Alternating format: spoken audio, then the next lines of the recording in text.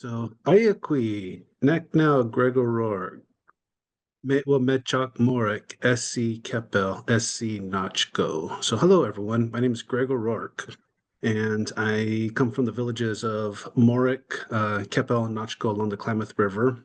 And I am currently employed as the chief of police for the Yurok Tribal Police Department. I've been in law enforcement for, since 2000, so 25 years.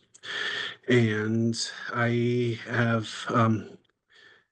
seen a lot of evolution within the job. And so where we're at right now, and what I am very passionate about, is bringing a trauma-informed approach to law enforcement. And a lot of this has come from my history of being Native and viewing the job and doing the profession through a lens of historic trauma and intergenerational trauma. And we were invited to be able to share some of our work with that, and I'm super excited. And with that, I'm going to go and turn it over to my coworker, Kelly, for her introduction. Hi, everyone. Thank you for joining us. My name's Kelly Johnson. I'm a licensed clinical social worker. I've been a social worker for a little over 20 years. Most of it has been spent in community mental health within California, several counties throughout Northern California, from the Bay Area, San Francisco area, Sacramento, Humboldt County, and now Del Norte County. The last 12 years, I've primarily worked in crisis services in collaboration with law enforcement. I spent 10 years at our county behavioral health system of care, managing crisis programs, co-responder programs with law enforcement, as well as our jail behavioral health services and some other overlapping behavioral health criminal justice system programs. The past 2 years, I've been working with the Yurok tribe with Chief Gregor Rourke. And so I'd like to talk a little bit about what CIT, or Crisis Intervention Teams, are. And also there are, feel free to use the chat throughout the presentation. And if you have questions, we'll be happy to answer them as we can. And if we don't see your messages in the chat, feel free to raise your hand and chime in at any time. So my slideshow, let's see, it's not doing what I want it to do. Hold on one second here. Here we go. So CIT stands for Crisis Intervention Teams. It's a national model that started in the late 80s in Memphis, Tennessee, after an incident with an individual who was experiencing a behavioral health crisis, had contact with law enforcement, was shot and killed. The community came together with behavioral health services, law enforcement, and advocates in the community to develop a model to work collaboratively to reduce negative outcomes for people in crisis when they come into contact with law enforcement. And so we have adopted that model here in Humboldt County. We started a CIT training program back in 2007. And the model is not just about the training, it's really about the partnerships that you build between the different entities and the relationships that you build. But the training is a very key part of that, and sort of the beginnings of building those relationships and breaking down those barriers between us versus them. Historically, there's been not great relationships between law enforcement and behavioral health providers.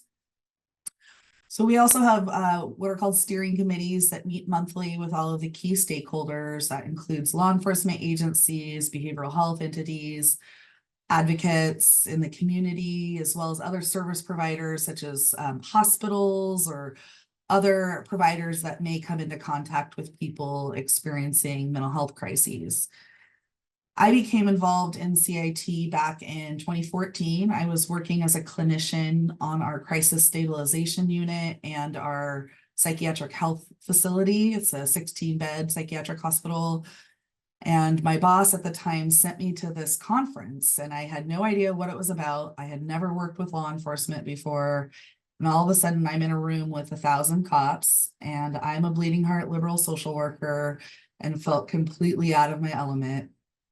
But I quickly learned how important it was. And I really, now 12 years later, am leading the CIT efforts in our region.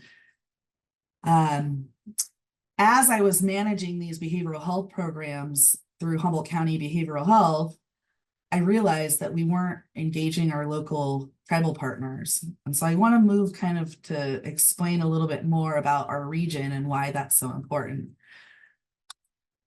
So these are, before I do that though, these are the main goals of what CIT is meant to do, is to improve officer and consumer safety through, effective response through training, team approaches, and changing police policies and procedures. And with the ultimate goal of redirecting people with behavioral health disorders from the criminal justice system to the treatment system. And so we know the criminal justice system has become the new mental health institutions for people because our mental health systems are broken across the country. And so CIT really aims to shift that and work towards improving the crisis response systems of care. So I want to kind of give you an overview of where we're at and what that looks like for our community. A lot of times when people aren't familiar with California, they think we live in a city or an urban area such as San Francisco Bay Area or LA, but we don't. We live in very rural Northern California. If you look at the very top left of the map, this green long county, that's Humboldt County. The county seat is Eureka. That is where I am currently located and reside. And the smaller orange county just north of us is Del Norte County, which most people would pronounce that Del Norte. For some reason, we say Del Norte. I've heard it's because of Portuguese settlers that were here, but maybe Greg knows otherwise. It still kind of makes me cringe every time I say Del Norte. So as you can see with these statistics here, we are very large geographically, but small in population. So there are parts of our county that can take 2 to 3 hours to get to from Eureka. And in Del Norte County, there's only one incorporated city, which is Crescent City. The rest is all unincorporated and very rural. So the next slide will show you kind of what it looks like in terms of some of our Indian reservations that exist in our counties. We have 9 federally recognized tribes in Humboldt County alone. The Yurok tribe is the largest tribe in California and has a fairly large reservation.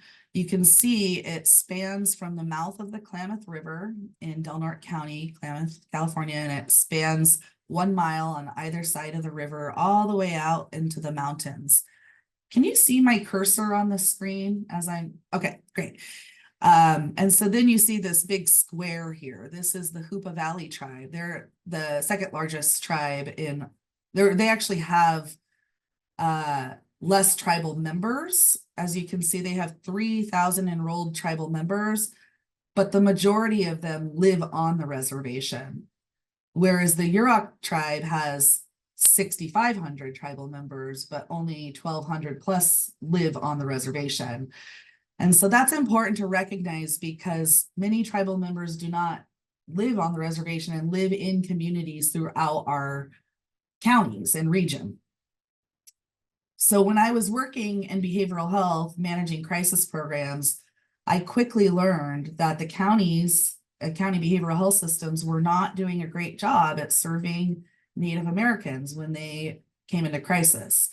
One, the geographic regions where they live tend to be far out and hard to reach, hard to serve areas. And our county behavioral health staff were not really trained to understand specific cultural needs of our Native American clients. And so through the work with CIT and leading our CIT trainings, I recognized we had a need to bring in our tribal partners.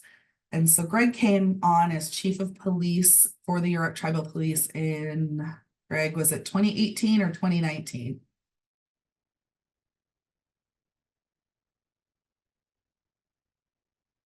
2019. So he quickly joined forces with me and joined our CIT efforts and steering committee. And we've since really expanded our CIT program to be more inclusive of not just Native American and tribal law enforcement agencies, but other law enforcement agencies throughout the county. It initially was led by the county behavioral health system. It's really meant to be led by law enforcement, because what I quickly learned was that law enforcement folks don't really like listening to clinical folks. We don't understand their jobs. And so for us to come in and say, let us teach you how to do de-escalation, they're like, who the heck are you? And why are you trying to tell me how to do my job? So it really needs to be a collaborative partnership with law enforcement. So where am I going with this? So 2 years ago, Greg wrote a grant to fund a full-time CIT coordinator position to be housed within the Yurok Tribal Police, and I went to work for him. And at that time, we were able to expand our CIT program into Del Norte County, which did not have a CIT program previous. Humboldt County was only running 1 training per year. We're now able to offer 4 trainings per year and host monthly steering committee meetings in each county. And we've really been able to expand our programming throughout the region. And we're getting, our neighboring counties are also really interested in the work we're doing and are starting to get on board with the CIT model, which has been really powerful. And our goal is to continue expanding as much as we can throughout the Northern California region. Our training still uses the national model in terms of the curriculum, but we bring an Indigenous focus lens to some of many components of the training. I'm going to let Greg take it from here with the next slide and explain how we shifted to a trauma-informed focus in our CIT program.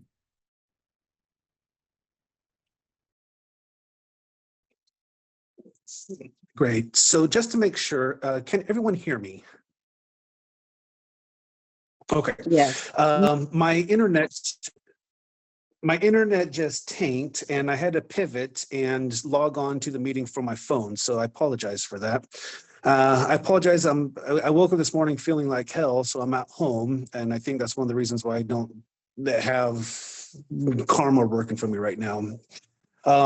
Before I get into this part of the presentation, I just want to kind of open it up. The way that I tend to present is definitely more dialogue based. If anyone has any questions during the presentation, please ask. It definitely goes much better if we can have a dialogue. It's going to be different when it's online, but that's just how I tend to present and how I tend to have these types of conversations. Also, Kelly warned me that I need to be appropriate and not make inappropriate comments. I will do my damnedest to do that, but once in a while something might squeak out, so I ask for some forgiveness. One of the things that I've learned is one of the strengths that I have in coming into this job and doing this work is just my genuineness, and that's sometimes just who I am. Like I said, something sneaks out. At any rate, trauma. One of the things that I've learned doing law enforcement is I was doing trauma-informed policing even before I realized that there was a name to it. And a lot of that just came because I worked within the community that I was from and worked with people who I knew, who I grew up with, and had that understanding. And so my world view that I had coming into the job and going into the area, the jurisdiction area that I was working at, definitely helped shape and be able to help establish a rapport with the people and with my community.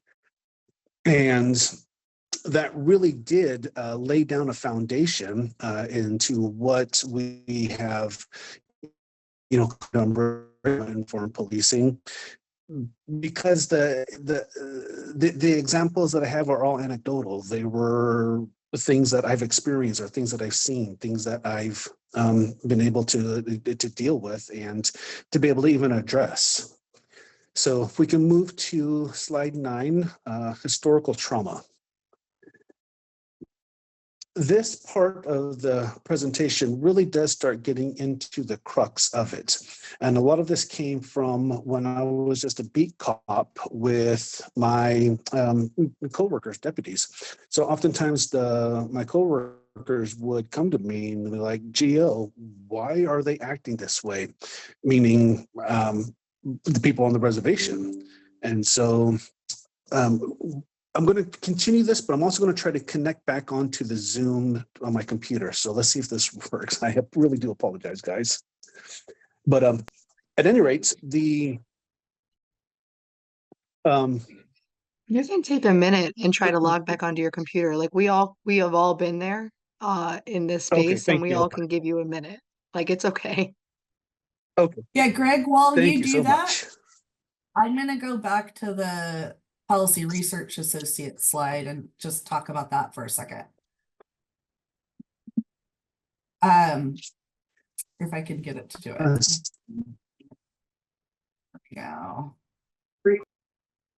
So I wanted to just mention one of the things that happened prior to Greg hiring me to come work for the Yurok tribe is he brought in some folks from Policy Research Associates to lead a train the trainer course for local law enforcement agencies on this curriculum that's here on this slide. And so it was sort of the precursor to us revamping our CIT program to integrate trauma-informed approaches. And then we've added on to that, which he's going to go into more with more of an Indigenous focused lens. Let's head over to historical trauma. There we go. So back on my game, so I apologize for that little weird break. But one of the things that my coworkers would come up to me and ask me is like, why do they act that way? It's like, meaning people on the reservation. And so my response is, do you want a simple answer or do you want a truthful answer? I was like, well, give me a truthful answer. It's like, okay. Like if you had kids, yeah, and some government entity came to forcibly remove your children, how would you respond? Not well. Would you fight? Hell yeah, I'd fight. Well, they fought back then too. And so with that, the social workers who come to collect Indian kids to take them to boarding school needed protection. And who did they bring for protection? They brought deputies. And this was right here local with the people that we were dealing with. And when the deputies were to respond, that was a traumatic imprinting for how the Native population here viewed law enforcement. And that got handed down. And so it was really interesting because before I started learning about trauma informed, I thought it was really just kind of a bunch of BS about how when someone could say the uniform would trigger somebody. But getting to understand the impacts of historical trauma and seeing, the sheriff's office patch or the sheriff's office badge, that legitimately triggered a historic trauma. And as we learn more about trauma and the traumatic imprinting into our DNA, which again I thought was also a bunch of BS until I see my little granddaughter. And I'll get into that story here in a little bit. So these are just real anecdotal examples that happened to me that definitely convinced me and made me realize that this is the way that we as a profession are going.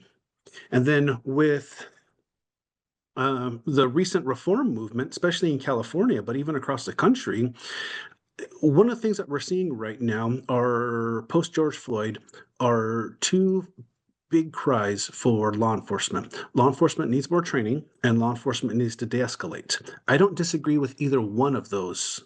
And I agree with both. But the problem is there's been no focus to either one of those demands across the country. So law enforcement agencies are left up to their own devices to develop something to be able to, introduce training or to be able to introduce de-escalation.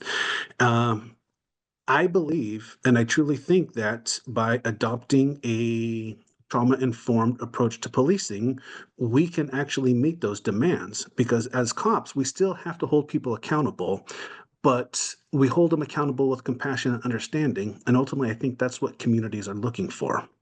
And I was able to achieve this belief, arrive at this through a native lens, and that's what I'm going to be able to share with you. So let's go to the next slide. I have very colorful words to describe this fella, but Kelly very specifically warned me not to use them. So if anyone isn't familiar with him, this is General Richard Henry Pratt. And so here's a quote here, and it's up on the slide. A great general has said that the only good Indian is a dead Indian. In a sense, I agree with this sentiment, but only in this, that all the Indian there is in the race should be dead. Kill the Indian in him and save the man. Just quick question. Does anyone know what great general said the only good Indian is a dead Indian? Well, it is Andrew Jackson and President Jackson, and we still honor him on a $20 bill today. So just a fun fact. So at any rate, what Pratt did with this theory is created a boarding school system across the country in which Indian kids were forcibly removed from their home, sent to boarding school to be able to have all the native in them assimilated out through forced education. And what this has seen and what we have seen within this is it has created a trauma that I talked about with kids having to forcibly removed. So there's an old story from this old Indian woman I heard, and she was talking about when she was a young girl, her and her cousins would be out playing, and then when they would hear a vehicle approach on dirt road, coming to their place, the adults would run out of the house and say, "Quick, run, hide!" And they'd all get up and they'd take off running and they'd hide. So they thought it was a game. But what was really happening was the adults realized that this vehicle was coming to, it was a truck to collect Indian kids. And so they ran out and told their kids to run and hide so that way they wouldn't be collected and taken to boarding school. And what really kind of impacted me for this is I remember playing that when I was a kid. So we'd hear the car come wherever we're at and we'd take off whatever we're at and go and hide. And then one day I had my little granddaughter at my house and she was playing on the ground. She's a spoiled, rotten little thing, doesn't want for anything.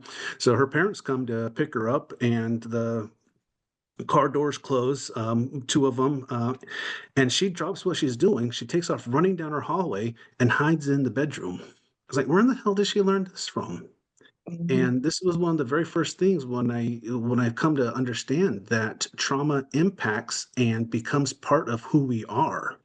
And this is what we're seeing within the communities. And if we don't have a trauma informed or understanding of this, then we don't have that that ability to establish a rapport with a community that already views law enforcement with mistrust and a negative light.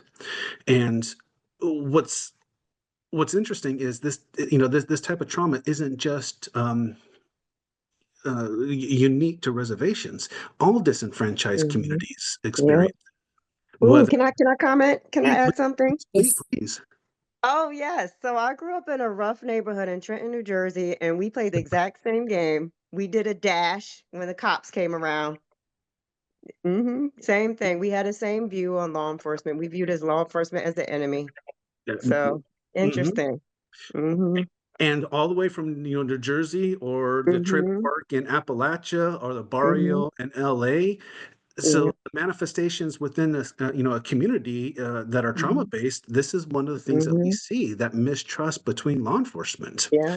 And so, we as cops need to really understand that history. So that way, when my coworkers would say, why do they act that way? Well, no, you didn't go and collect kids, but that imprint of the uniform that we both wear is what we have to overcome and deal with.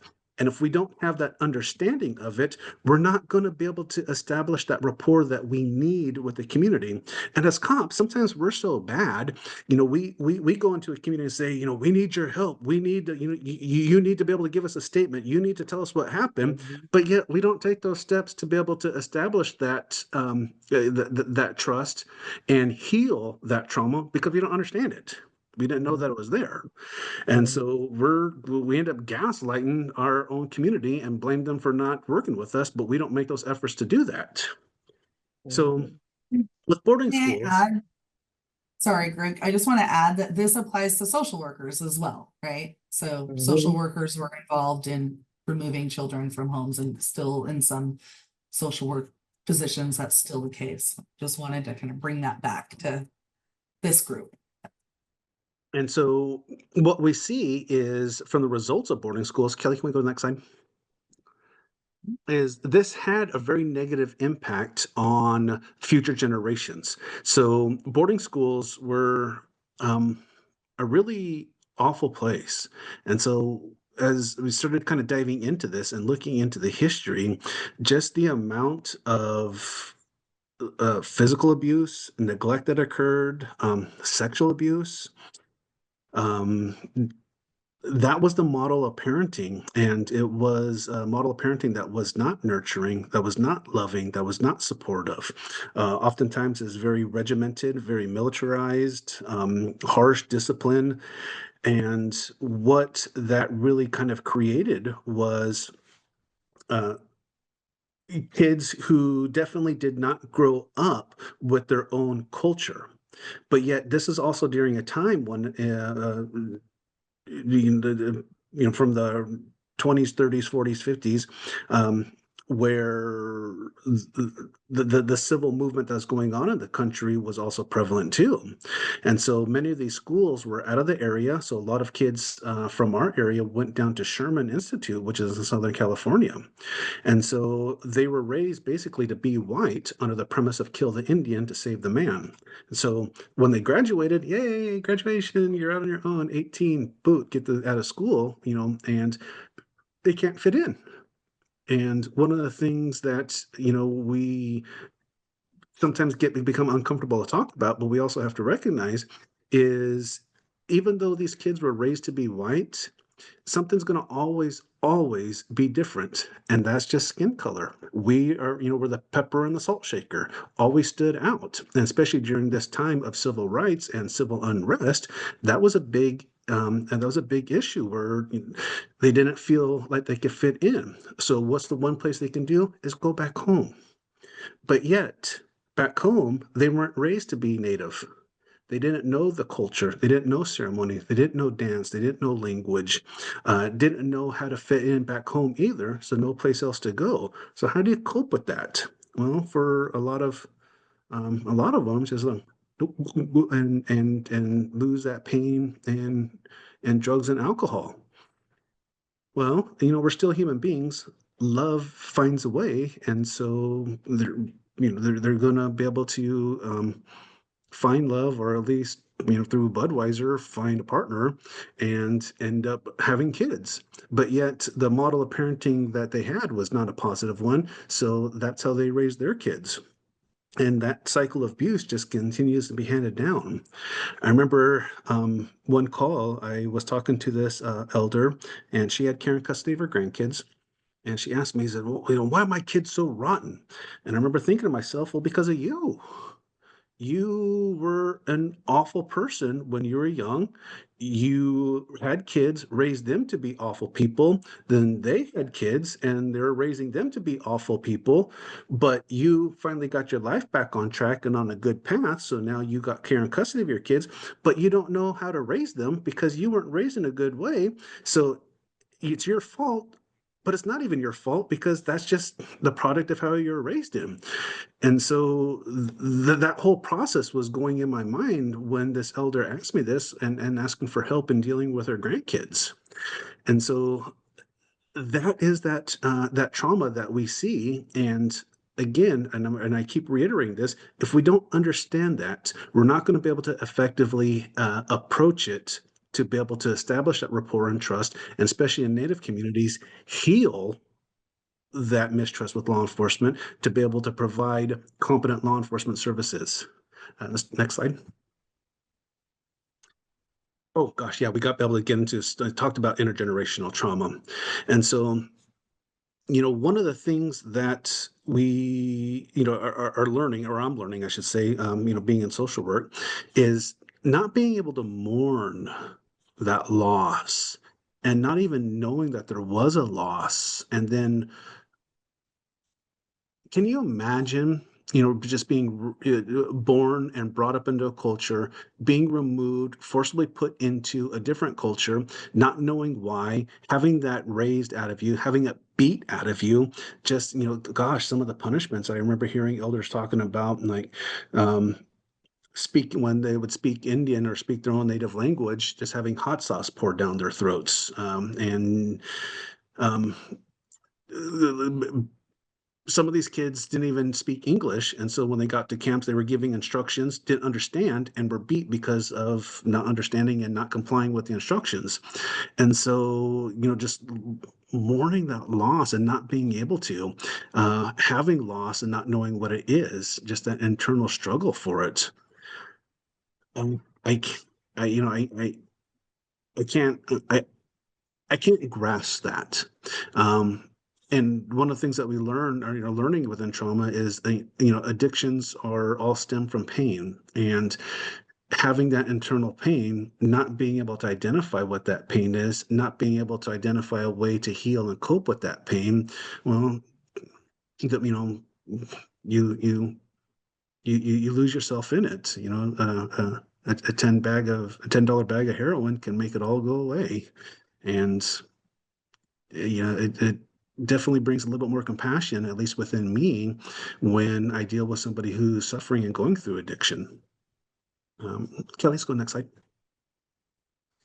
So one of the things that we don't have to go through here is ACEs and ACE scores, but what is important is for on the reservation and for working on there is there's an inordinate amount of ACEs on the reservation. And for us as cops, one of the things that we're learning, and we're learning from our own experiences, is that trauma compounds. And so the more ACEs, just the more heavier it becomes, and we just get weighed down with it. And we're learning that within our own trauma within the job, whether it's vicarious trauma or direct trauma that we have to go with, and how it has an impact on us as a profession. And we are able to make a correlation between what we feel within the job into the communities that we work within. And so I made reference earlier, just the amount of physical, emotional, and sexual abuse that occurred on the in boarding schools. Oh my gosh, it's just absolutely incredible. And I remember one deputy, and this is a good dude, good cop, cared about the people, but I very specifically remember, we were partnered up, doubled up, and we got a call for sexual abuse investigation on the reservation of a child. And this deputy said, God, the people on the reservation only have kids just so they can abuse them? That was the initial thought process, because obviously didn't understand and have a knowledge of the trauma that went into it. And even though he's a good dude, worked it as best as he could, we still have that bias by not understanding that's going to impact our job. And as cops, one of the things that we talk about is we have really good bullshit detectors. Well, people who've gone through trauma and people are surviving, they have really good bullshit detectors too. Maybe just as good as ours, and maybe even better. And so they can pick up when we're not being sincere in our investigation. And again, that's just a bias that he didn't even know that he had. But it had an impact on how he was able to do his job. Go next slide. And then just the neglect, you know, um, as I started learning about this and reading, Erickson's theories of psychosocial development. My lieutenant, he teases me that says that I'm fanboying over Erickson, but holy smokes, I wish I honestly wish I would have read it before I became a parent. I wish I read it before I became a cop. And so like right now, Erickson would say I'm in my legacy phase of my psychosocial development, trying to lay down something that's going to have a long, lasting impact. But I'm okay with that. But inside, and what we're learning is just those needs, if they're not met, especially at young, go down just those a different negative path, and they were all checked within boarding schools, and yeah, I mean, I don't even have the words for it. Sometimes when I talk about it and start feeling and allowing myself to feel and put, even think about it, it well, quite honestly, it gets a little emotional because for me, I'm only one generation away from boarding schools. Excuse me, two generations away. My grandparents went. My father-in-law, my mother-in-law were at boarding school, and so for me, it's still fairly recent. Let's go to the next slide. And then obviously with ACEs, identifying the household challenges. Holy smokes, mental health, domestic violence, incarceration, separation, divorce, substance abuse. This is a Tuesday on the res, and it's any reservation. This is what we deal with. This is such a normal and accepted level of behavior that oftentimes, people that we're dealing with don't even realize the trauma that they, their own internal trauma. And, for me, I remember growing up just a little bit of my own trauma dump, the domestic violence within my own home, with, my dad's substance use and him going to jail and whatnot. I was embarrassed. I was ashamed of it. And I look on it now and I realize I don't have to be ashamed and I don't have to be embarrassed because I can identify what that was. It was trauma. And now that I can identify it, that means I can take a proactive approach to be able to help heal from it and adopt and present best practices for my profession to be able to deal with it. So it's actually very encouraging to be able to identify and to take this approach in dealing with trauma. So I think this next clip is, has anyone seen the movie Smoke Signals? So it's a really well done movie. It's kind of a mandatory thing if you work for tribal police. But it's based off of a book written by Sherman Alexie called The Lone Ranger and Tonto Fist Fight in Heaven. And when I show this, but one of the things I talk about is this. This is any reservation, whether it's Hoopa, Pine Ridge, Meskwaki, Micmac. This is any reservation. That's one of the things I love about being Native and going to Native conferences is, I can go to a reservation, I can pick up people who are like my cousin or my aunt, and you feel so close to somebody. Yeah, we had a workshop. And there's people from all over the country from different reservations, and myself, a person from Minnesota, a person from Arizona. We all kind of grew up on the res, so we're trauma bonding, trauma dumping. Just growing up in this really dysfunctional reservation. Well, this other person, he was Hopi, but he didn't grow on the reservation. He grew up in a very privileged. He was a lawyer, his private school. And so he's just like, listen to us trauma dumping. We're laughing and coping. He's like, oh my God, how do you guys even are alive? And so, of course we laugh at him. But it's just, it's a great clip because you get an insight into res life. So Kelly, can we go and play that?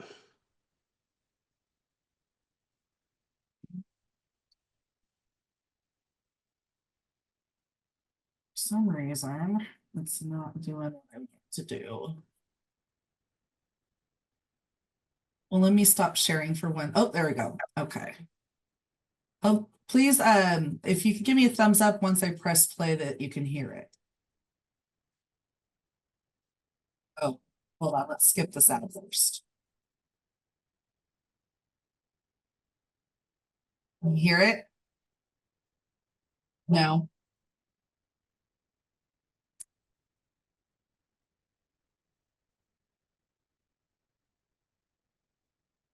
I don't know how to make it play.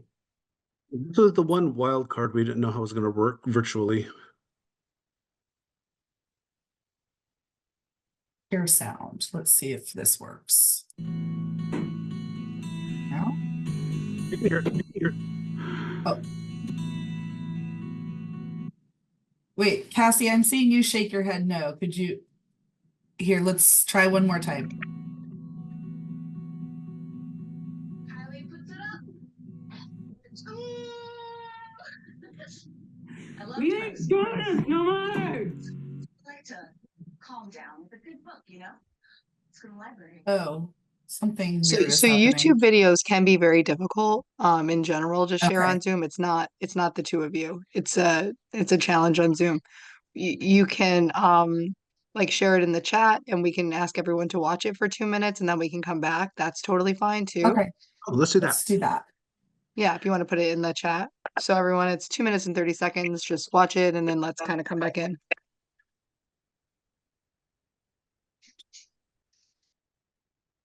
Dr. There we Dr. go. Jenkins, sorry for the. It's not you. So everyone just take a look at that and we'll be back literally at 6:46. Video wrap up. So, how many aces were you able to identify just in this little clip? And you don't have to put it in chat. We can, or you know, in the text chat, we can just talk about it if no one doesn't mind.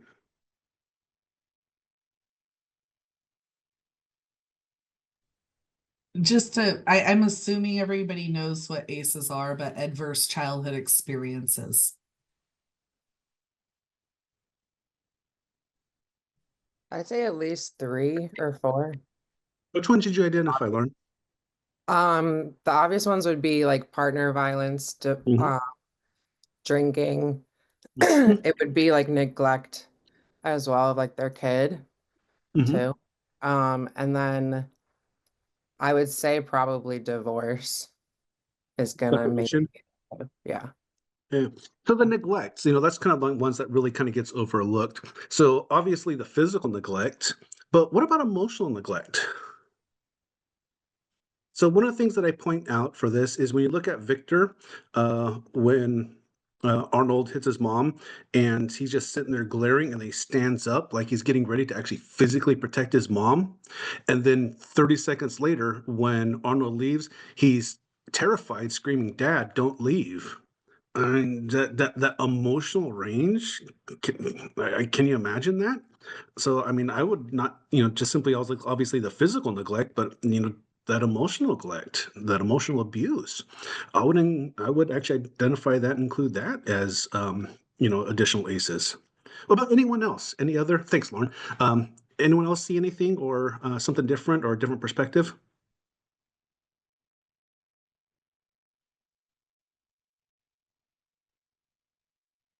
Tara said at least 5. Which ones did you see, Tara?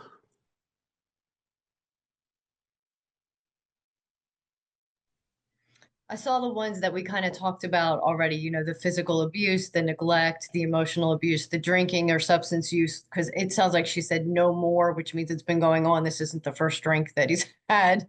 Right. I don't, you know, any other abuse we can infer probably might have happened, but I don't know that we actually saw it on the screen. In this clip, no. I mean, if you've seen the movie, there's one scene in the movie where Arnold picks up Victor. Arnold's the dad. Arnold Yeah. picks up Victor from school, and so he's driving him home, and he's got an ice chest with beer in it. And so he's, "Hey, Victor, give me another beer." And so Victor grabs him one as it was spilling it. So Arnold looks at him, hands him. Right. And Right. so part of that is also there's also definitely the physical abuse part of in it too, but it's just not Sure. normal. It's just not in that clip, but I think it's pretty clear that it probably was happening. Yeah. You know, yeah, Absolutely. those were the ones I saw. Yeah, so five. I want to say I have 6 ACEs that we've been able to identify within that clip. And, if we start really kind of looking and delving into it. So Kelly, can we bring the presentation, the screen back up? Just 1 second here.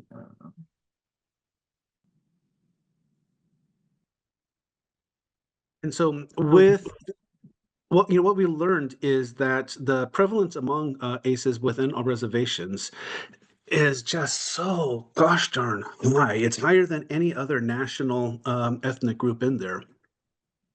Excuse me. And so with that, what an interesting statistic. South Dakota, where Pine Ridge and Rosebud reservations are, and holy smokes, if you've ever been there, it's it really is so sad. Just it's third world country in a first world. It's absolutely just amazing. But the highest rate of all 10 of those categories just within reservations in those states.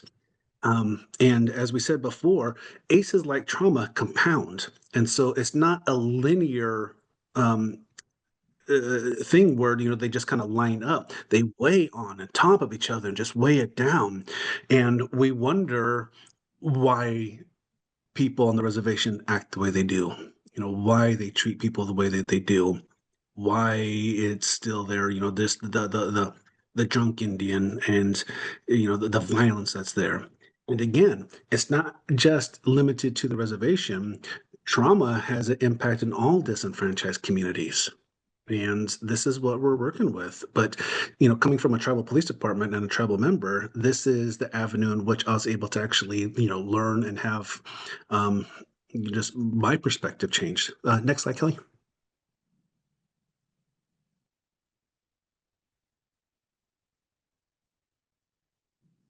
And so this right here is just some of the actual physiological and emotional psychological impacts that trauma has.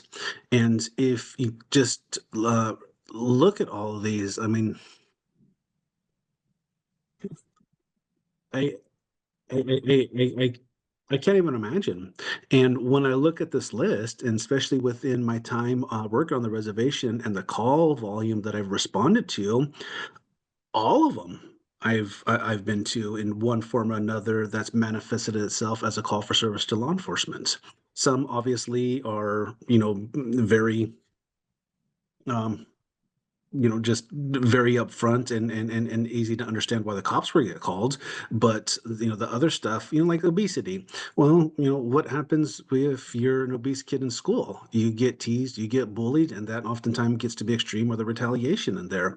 And that's something that the profession and I want young cops to understand is trauma is not just a buzzword, but it has just integrated itself into everyday life and what a community deals with that can and eventually will end up or have an impact on us responding to the call.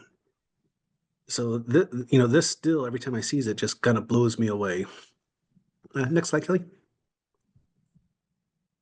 And so with this, Dr. Keyshawn Lara Cooper at Cal Poly Humboldt really talks about and does a great job on identifying the risk factors for Indigenous people, especially with these high rates of trauma. And so the physical impact, tuberculosis, diabetes. I think Spencer made a reference to suicidal ideations and attempts and successes of natives are higher than the national norm. It back home here at home with the Yurok tribe a few years ago. I wasn't working for tribal police. I was still with the sheriff's office. But man, we had a rash in a small little village with a population of about 160, 7 suicides. And I responded to 5 of them because that's where my beat was. And so the tribe at that point, the tribal council really made a bold and courageous decision to declare a state of emergency due to the amount of suicides. And part of that state of emergency wasn't just to be able to come up with, like programs to help address it, but to actually start coming up with ways to get that information out even to our own community of what this is and how it's have an impact. Because when you're a family member and you don't understand why your kid is acting up, why your kid is acting out, why they're responding in such a negative way, why they're having constant problems with law enforcement, and the next thing they shot themselves, hung themselves, whatever form they took, you don't have good coping skills to begin with because of the risk factors that you had growing up. It took a toll. It took its toll, and there's still, the families that are still there are still dealing with that impact of those suicides of their family members. But yeah, these statistics are incredible. Next slide. So we don't like just laying out doom and gloom. We have to be able to look at it, and we have to be able to be critical in the assessment of the negative impacts and how trauma has had an impact on our community. And like I mentioned before, because we're able to identify it now, we're also able to actually identify best practices and ways to overcome and heal it. And so this slide was created by a colleague working for a different tribe, but I loved it so much. The basket that she's wearing right there that you see is what we call a burden basket. And so those were what women would use when they would go gather, seaweed, acorns, whatever. But it was a way to be able to bring everything back and just load it up. And so to be able to overcome our burdens. And I just love this imagery that I shamelessly stole it and put it into this presentation. So next slide. We borrowed it. So we're native, we bartered for it. So resiliency through culture. I knew early on that culture was a protective shield for me. I didn't know that it was, a term to be able to build positive resilience, but I knew early on there was a protective shield. And so I was asked to be able to carry medicine for one of our ceremonies, and it's a high honor. And so what I know now, I didn't know then. What I should have been is I should have been in isolation, prepping, and doing all that. But it was during a time when there was a big fishing season going on in Klamath, our town, and so I was out there. But I also knew that you can't party and do drugs or have sex or just we all need to be clean, need to come in a good way because your focus is on medicine, not those other things.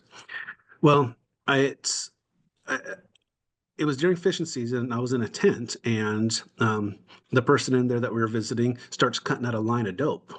And one of the persons that I was with, who was also a ceremonial person, well, he took his line. But when the guy offered me one, I said no. He started getting mad. It's like, what, you're too good to, do a line with us?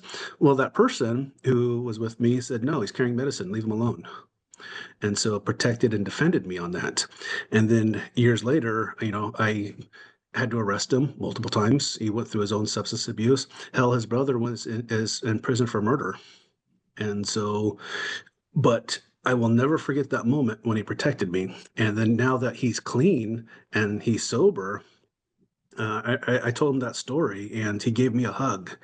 And so, just that's that type of relationship that we can have within our communities, and being able to understand now the impact that had way back then on me and being able to share that, that's that that trauma-informed policing, to be able to rebuild, to heal trust and rebuild a rapport.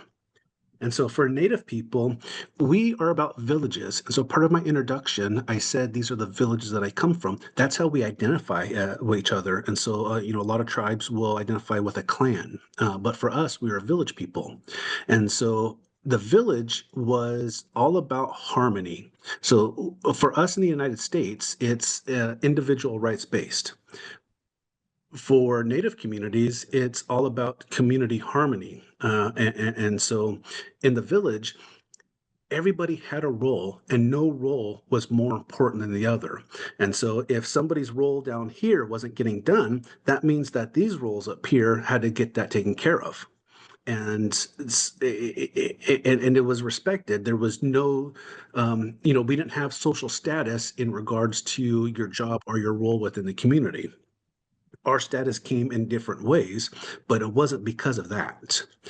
And so with that, we had an archetype that I want to be able to illustrate to my officers.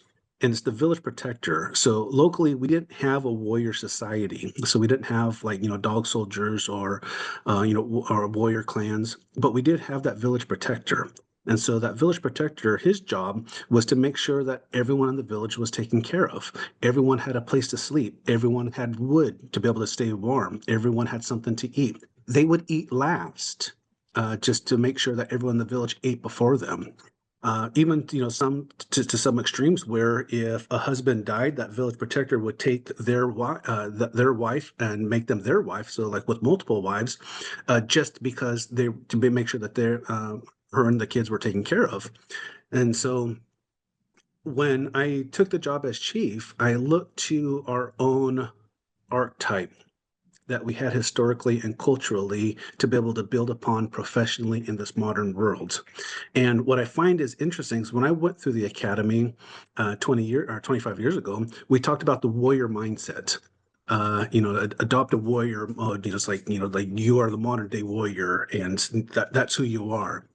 Well, post George Floyd, that's changing in the academies, and a lot of academies are now teaching the guardian mindset. And I find it just so ironic that tribes who have a historic mistrust with law enforcement is now looking at tribes and adopting that mindset that we've had just time immemorial. And so and I'm really proud to be able to bring that and actually relate it to something local for our local law enforcement to be able to equate to and understand. And within my department, I remember I was listening to a couple of my officers. It was a community event, and I had one young officer just fresh off his field training, and he was like, "God, I'm hungry. I want to eat." And so my two other veteran officers were like, "No, you need to wait. I'm hungry." He's like, "You need to wait till everyone else eats, then we can eat." And these are all three of them are non-native, but yet they were adopting that. And it just, they didn't know I was listening, but it still makes me smile hearing that. So for us, and I talked about that worldview, being able to embrace and use culture as a lens to be able to address the modern issues that we're dealing with and the trauma that we're dealing with is something that we can look back to. I'm of a personal belief that that Creator didn't give us our dances, didn't give us our prayers to maintain someone's sobriety. That's not what it was there for. But I'm glad it is if it can help. And that's the positive thing. And it's it also makes me wonder, marvel that Creator gave us these tools thousands of years ago that are still prevalent here today to be able to help us now. Next slide. So this right here is one of the things that I just, oh gosh, being a dad of daughters, this is something that is so close to me. And forgive me if I kind of if my voice catches a little bit, but this is our flower dance. So for us, we didn't have a coming of age ceremony for men. We had a coming of age ceremony for women. And so when a young woman gets ready to bring life into the world, we celebrate that. And so for us, we talk about there's times when our physical form is in and shares part of the spirit world. And so when we're come into this world, part of us is still in the spirit world. When we get ready to leave, our part of our spirit starts going into that spirit world. But we also believe that women when they have their first menses is such a sacred time that they're also part of that spirit world, because that's when their bodies are being able to open up and accept and bring life into the world. And so for us, that's a time of celebration. My daughter, she's growing up and knowing that she wanted to have a flower dance when she was little. And so she would have to wait for a period. Well, we raised her early. She didn't know that her period was, her menstruation. She thought it was at the dot at the end of a sentence. And so she would say wants her dot, waiting for her dot. And please forgive this, but it's one of my favorite stories. So when her body started changing, she started getting discharge in her underpants, and so she got scared. And she showed my wife, her mom, and my wife says, "No, babe, your body's getting ready. That means you're gonna have your dot soon." Oh my gosh, she was so excited. She was like actually going around the house showing people, "Look at my discharge," and she like called her aunts and like told her, "I'm getting ready to have my dot, and I got discharged." And to like the family's credit, no one got, ew, stop that. And they were like, "Oh, babe, that's great," and gave her hugs, and it was celebrated. And so when a young girl has this, her entire family and village comes together and tells this young woman, "You have worth, you have value." Can you imagine, what it's like to be able to have that from your family and community, and the empowerment that it has, and especially now with the MMIP crisis that we face all across the world, and we know that traffickers target women or young girls who have that low self-esteem, that low sense of self-value, but yet we have a dance where we tell our women, "You have value." And so that's just an example of how culture, especially now, can be so impactful to the crisis that we're dealing with. And so, in wrapping up my portion of this, this is the power that Creator gave to us, and what we are able to embrace and to be able to move forward.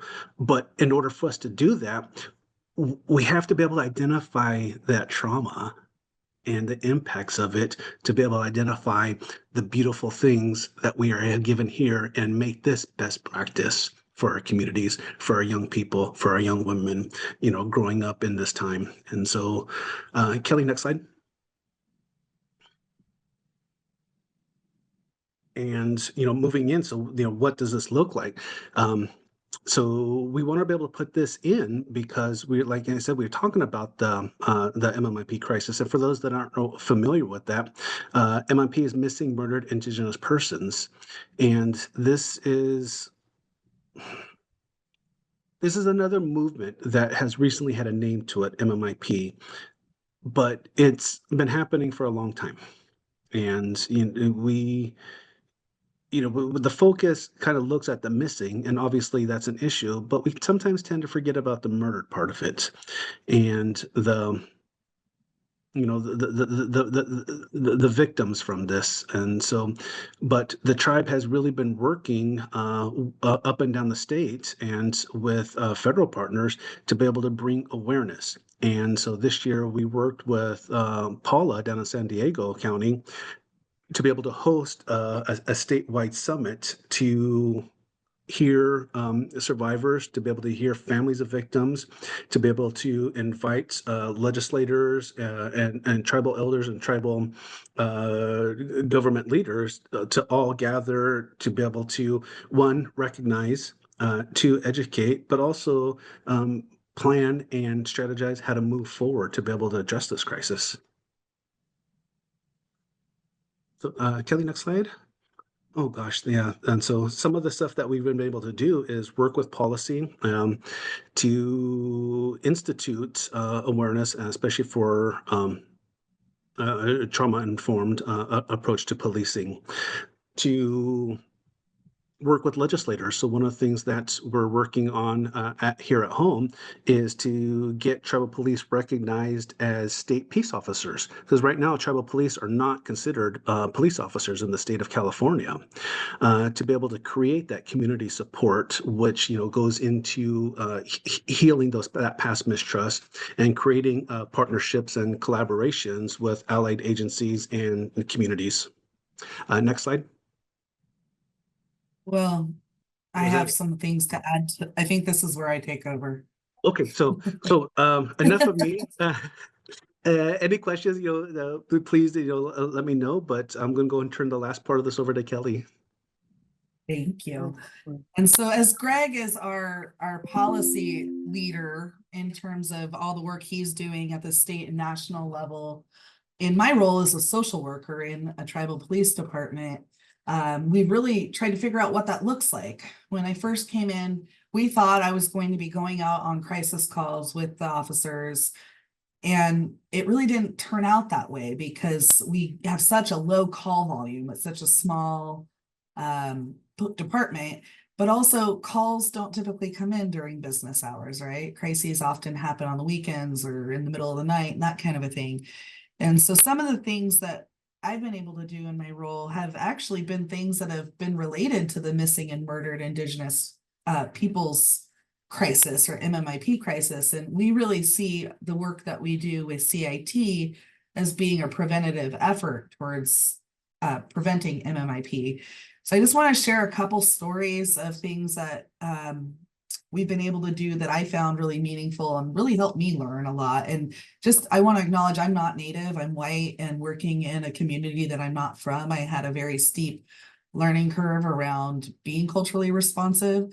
And I appreciate Greg because he's very open and honest with me when I put my foot in my mouth. And I'm the type of social worker that wants to continue learning.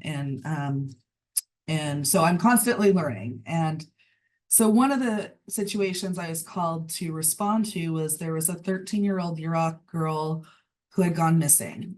She was suspected to have run away.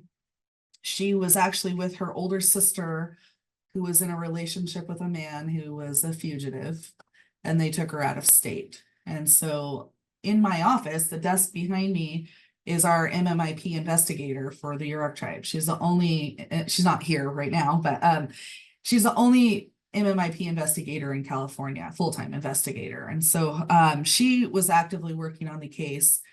They were able to get what's called a feather alert, which I'm not sure if they have that in Virginia, but it's like an alert that goes out across the state through the signs on or through the California Highway Patrol when a Native person who meets very specific criteria has gone missing. So we were able to get a feather alert for her. And because we were able to identify that she was with this fugitive, we were able to get support from the U.S. Marshal's Office. And Greg, correct me if I botched any of that because I don't actually understand all the law enforcement side of things. So the fugitive that she was with had a Ramey warrant out of Oregon, and with that we identified a criminal nexus, which allowed us to be able to reach out to the marshal's office. One thing that the marshal's office is really, really good at is finding people. And so through the investigation, we also heard that there was potential ties to Oklahoma. And so once the marshals got involved, they immediately contacted the Oregon field offices, the Oklahoma field offices, and started doing their work. The next night, that girl showed up at her grandparents' house safe. So before she came home safe, the U.S. Marshal and an FBI agent came to interview the family and friends. And we knew that the family and friends were going to be very uncomfortable with these federal law enforcement agents in their home. So I was able to go as a social worker and sit with the family and friends and prepare them and sit with them during the interviews to help support them through this really scary, intense process. I was on speed dial with mom throughout the whole time, like just providing support to her. She's actually one of my coworkers. She works in the Yurok Tribe Court. I didn't know her yet. We're very close now because I was there for her during this really awful time. And then when she came home, I was able to be there and our MMIP investigator and I went together and met with the young girl and both of her parents to talk about how to support her and get her the supports that she needed so that this wouldn't happen again. And so she was able to get into therapy and some other services. We got some parenting support for the parents. And the mom now calls me when other crises come up. She refers other people to me. And that's something that's been really meaningful for me as a non-native person working in Indian country, that it's very much relationship based. And I had to build trust, and I'm still building trust every day, because people won't call me if they don't, I'm an outsider. And so each time I get to support a family, it builds more credibility for me as a social worker. And then real quickly, I want to share a story about two other individuals separately, but very similar situations. They're both people that are adults that struggle with severe mental health disorders, bipolar disorder with psychotic features. They both somehow ended up in Oregon, different circumstances, in jail because they committed crimes that were really minor crimes related to their, mental health symptoms. And they were kind of stuck in these jails in these like podunk little towns that had no mental health services. And so I was able to work collaboratively with our jail system of care in Humboldt County because I had the relationships through CIT. I used to manage our jail behavioral health services to work. They both had warrants in our county.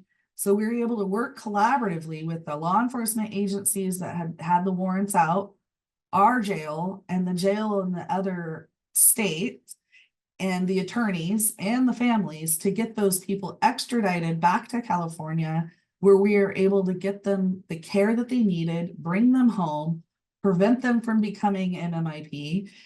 And I was able to use my social work and clinical skills to be there for the family and support them in a way that in all my years of working in behavioral health, I've never had the flexibility to do that kind of work, because it was all about billing Medicaid and doing specific specialty mental health services and things like that. And so in this role, I get to do this really meaningful work that's really supporting our community. And I'm learning so much about it. And the biggest part about it that I want to highlight is the last part, partnerships. If we didn't have those partnerships with those other agencies, we wouldn't have been able to make those things happen.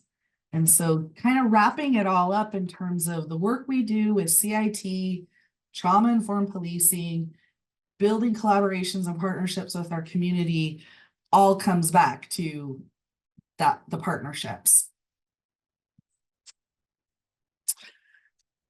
I know we're getting short on time, and I'm talking to a virtual room of social workers, so I really don't need to go over the principles of trauma-informed approach. But when we train law enforcement, this is really valuable because, as Greg spoke, typically law enforcement doesn't think this way. He's unique coming from his unique experience. And so these are some of the things we talk about with them. And then we get into nitty-gritty, like actual strategies for how to be trauma informed. We don't need to do that with you all. You already are doing them.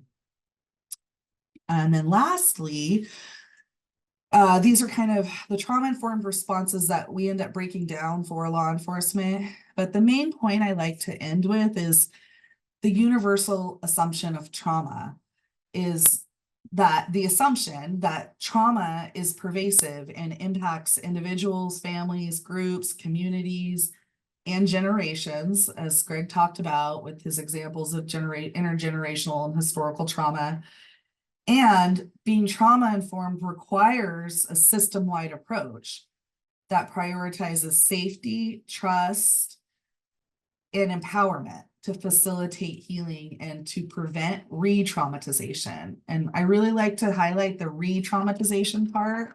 When I go out with officers on calls, I really try to help remind them that we're going to assume they've had traumatic experiences in their life. They've probably had traumatic experiences with law enforcement. And so we're going to approach them in a way that's least triggering or traumatic as possible.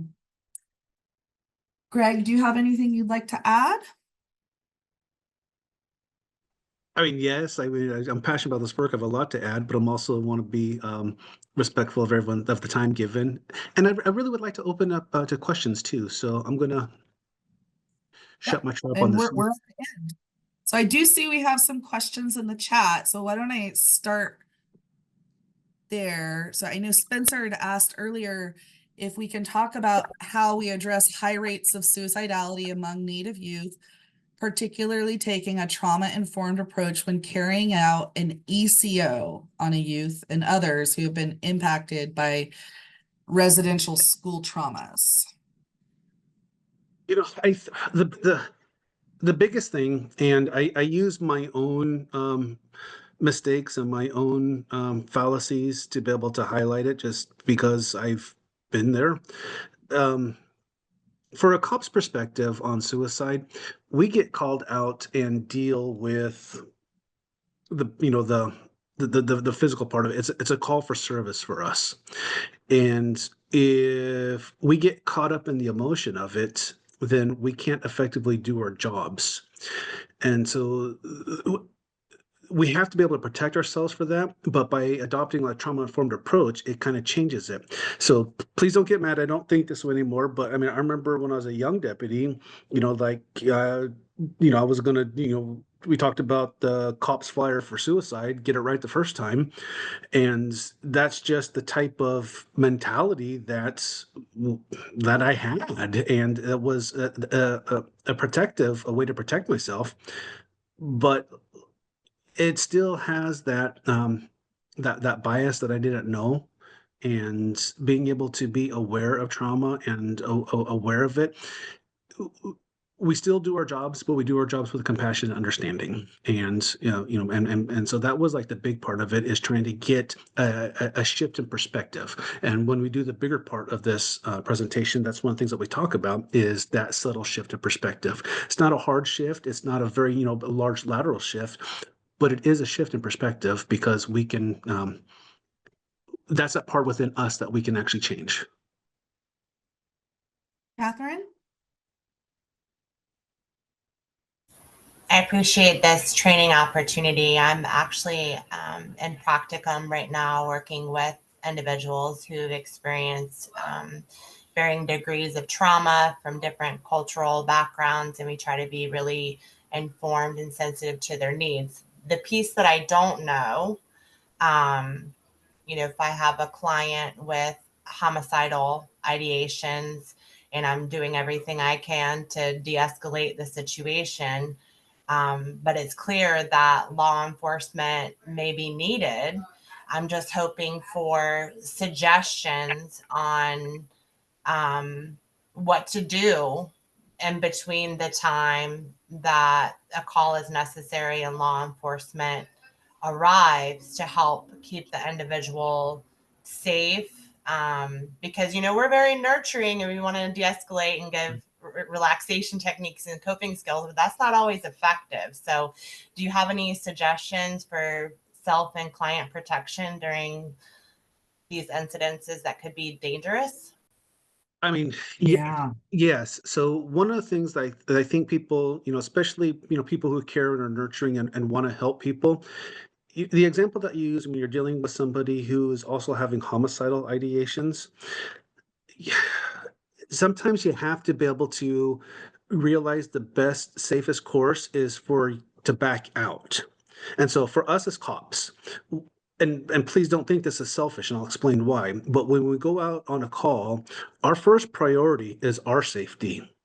Our second priority is our beat partner safety, and the third priority is the safety of the community. And how we rate this is, if I'm going just 178 miles an hour to a call, but if I get into a car accident, I've just added to the problem.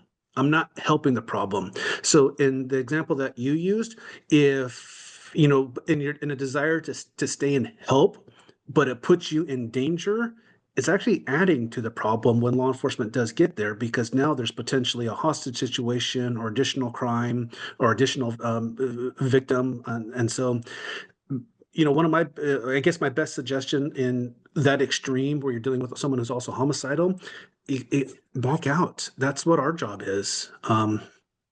And that's also why it's so important for law enforcement agencies to have a trauma-informed approach to be able to, get away from the old days of, sir, this is for your own good, sir. Please comply, sir.